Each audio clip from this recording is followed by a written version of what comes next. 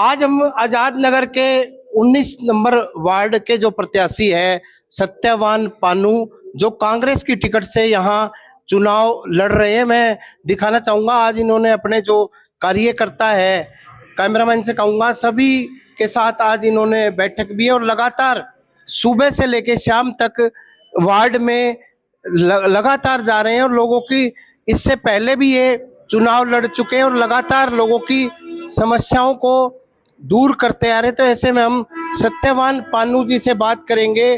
पानू जी, ये बताएं कि क्या क्या आपके वार्ड में आप क्या क्या समस्याएं देखते हैं जो अभी तक दूर नहीं हो, लोगों को किस तरह की दिक्कतों का सामना करना पड़ रहा है? सबसे पहले तो आपके सभी दर्शकों को नमस्कार। यहाँ की जो समस्याएं हैं, जो मूलभूत सुविधाएं होती हैं, उनके नाम पे जीरो है। नगर निगम जब से बना है, आजाद नगर का एरिया जो नगर निगम के अंदर आया है, उस समय से यहाँ एक भेदभाव का शिकार हमेशा होता रहा है। आजाद नगर का एरिया सुविधाओं के नाम पे कुछ नहीं है, ना साफ सफाई है, शिक्षा व्यवस्था है, ना ही चिकित्सा सुविधा है, ना खेल स्टेडियम है। यहाँ एक आप कहिएगा कि 12 साल, लगभग 11 साल हो गए बीजेपी सरकार को। उससे पहले जो काम हो गया। प्रोफेसर संपत सिंह थे, काफी विधायक यहाँ से कांग्रेस सरकार में काफी बजट लेके आए थे। उस समय ये लगा लिए आप, जो पार्क है यहाँ, जो आजाद नगर की शोभा बढ़ाते हैं, सबसे बड़ा जलघर था, पानी की बहुत किल्लत रहती थी, वो प्रोफेसर संपत सिंह लेके आए थे। कम्युनिटी सेंटर हैं, तो वो कांग्रेस सरकार में हुआ था। उसके बाद में बीजेपी सरकार में ये नहीं कह सकते कि लोगों की सुविधा के लिए कोई काम हुआ हो। रोड की हालात बदतर हैं, आप देखते होंगे, कैमरी रोड पे जाके देखो और शहर में जाके देखो, हर तरफ सुंदरता की तरफ काफी ध्यान दिया है, लेकिन आजाद नगर हमेशा से भेदभाव का शिकार रहा है। वो आप कुछ लगा लीजिए कि क्यों रहा, किस कारण रहा, वो जनता सब जानती है।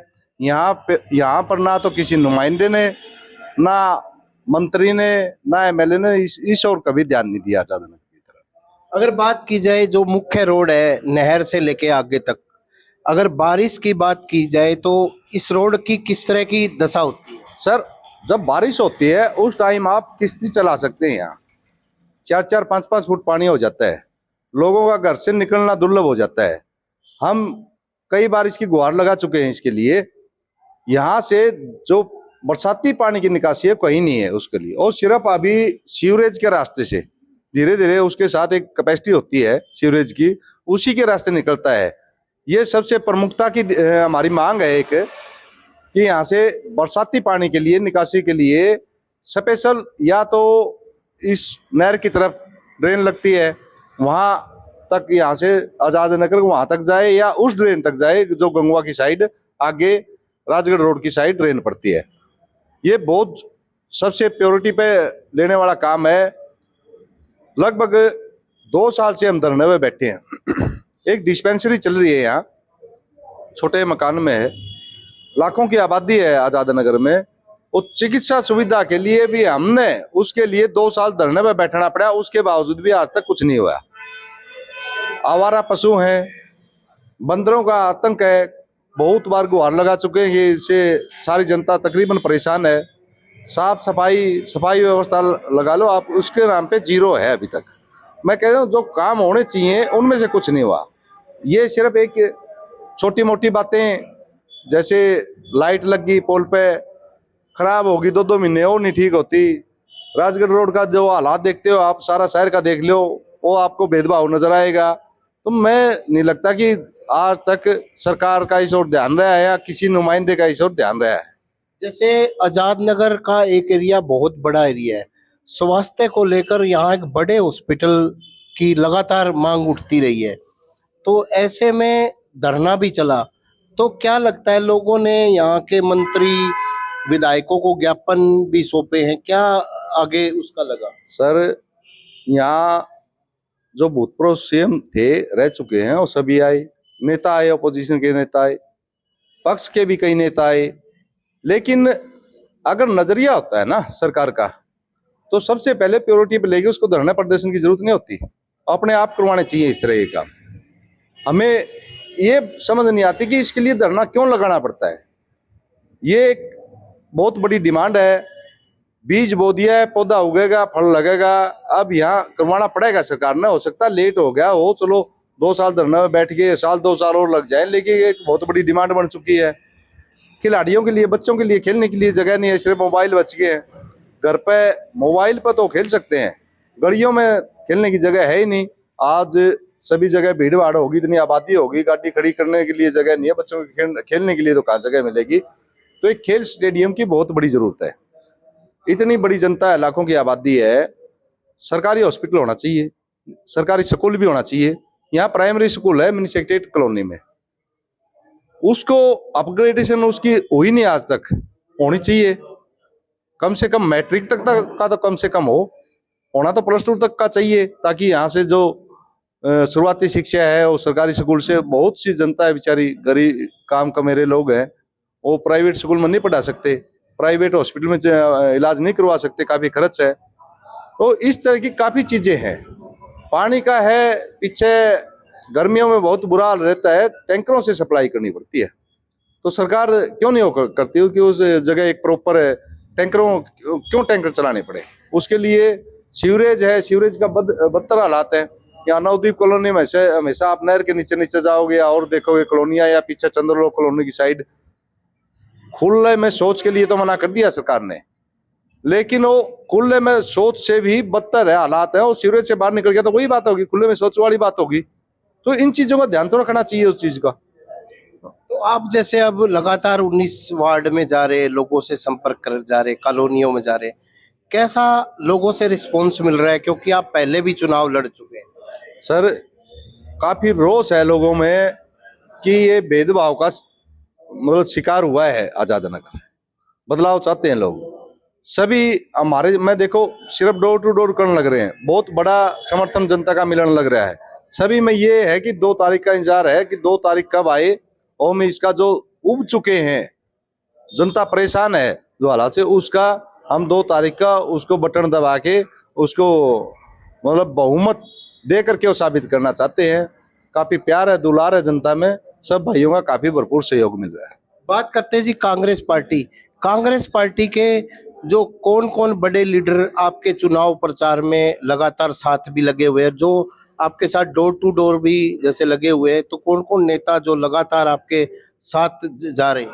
सर कांग्रेस पार्टी सभी प्रमुख नेतागण, दीपेंद्र हुड्डा जी हैं, जयप्रकाश जी हैं, और चंद्र प्रकाश जी हैं, विधायक जी, जस्सी पेटवाड़ जी का आज प्रोग्राम है वो भी लगातार आ रहे हैं, नरेश शेरवाड़ जी हैं, प्रोफेसर संपत सिंह जी हैं, शैलजा जी हैं, सुभाष वर्मा जी हैं, यहाँ हमारे जो संभाले हुए हैं प्रभारी हैं 19 नंबर से, और सब वो अपने अपने लेवल पर लगे हुए हैं, अपने तौर पर हर भरसक प्रयास से। और ये है कि एक चुनाव नहीं कि एक चुनाव एक बहुमत से जीतने की, उसमें हर नेतागण और हर कार्यकर्तागण जुटा हुआ है।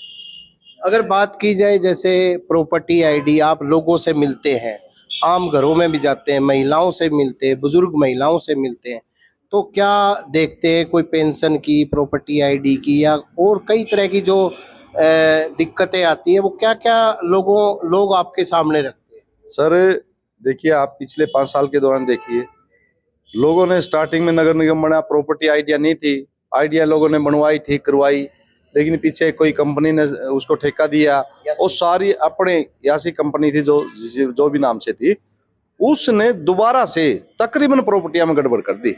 किसी का मकान गलत चढ़ा हुआ है, किसी का एरिया गलत चढ़ गया, किसी का नाम गलत चढ़ गया, जो ठीक करवाया था लोगों ने, हम पीछे देखा है काफी, हर घर से हर एक आदमी ने वहां नगर निगम में लाइन में लगाया है। उसके लिए काफी परेशानी थी, इस बार में काफी मुद्दे भी उठे हैं, काफी बात भी हुई है, लेकिन सरकार थी, कोई ध्यान देने वाला नहीं था, काफी लोग परेशान थे।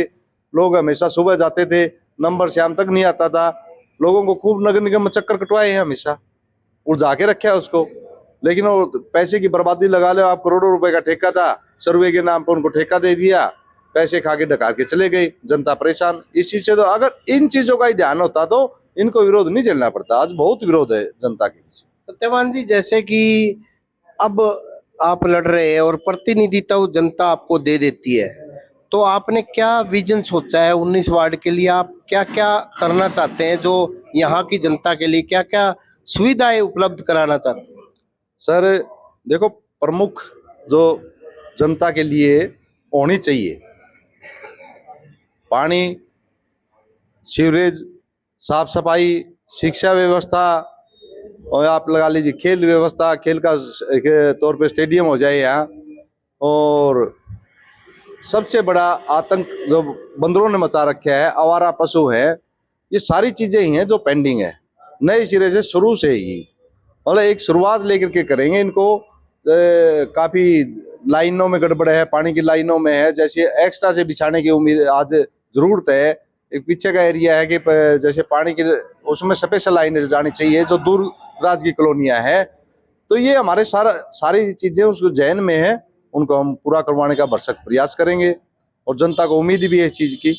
लगातार जो पीछे भी मान लो कोई मुद्दा रहा तो हम जनता के बीच में रहे हैं, वो भी लगातार अभी भी उठाते रहे हैं ये चीजें कि ये चीज होनी चाहिए हमेशा। और उसका मतलब ये हमने सफाई देने की जरूरत नहीं है, और जनता जानती भी है कि हम इसका भरसक प्रयास करने का पीछे भी कोशिश करते रहे हैं और आगे तो करेंगे ही। जब पावर मिल जाती है तो अलग से बात होती है, ऑफिसर भी सुनते हैं, सरकार भी सुनती है। उसी काम करवाने के लिए कि एक जनता सरताज जो मान लो सिर पर बांध देता आज, उसको हम कभी ये नहीं कहते कि उसको नीचा दिखाने की कभी जरूरत पड़ेगी या कोई हमारे को उस मुंह लाना नहीं आएगा, और हम भरसक प्रयास करेंगे। ये हमारा मन से एम है, उसको पूरा करेंगे। तो ये थे सत्यवान पानू 19 नंबर वार्ड से। इनका कहना था कि यहाँ इस एरिया में काफी भेदभाव हुआ है, कई तरह की तमाम तरह की जो समस्याएं हैं, आवारा पशु की, बंदरों की, रोड की, पानी निकासी की, खासकर जो मुख्य रोड है, तो ऐसे में स्वास्थ्य चिकित्सा की भी यहाँ जरूरत है।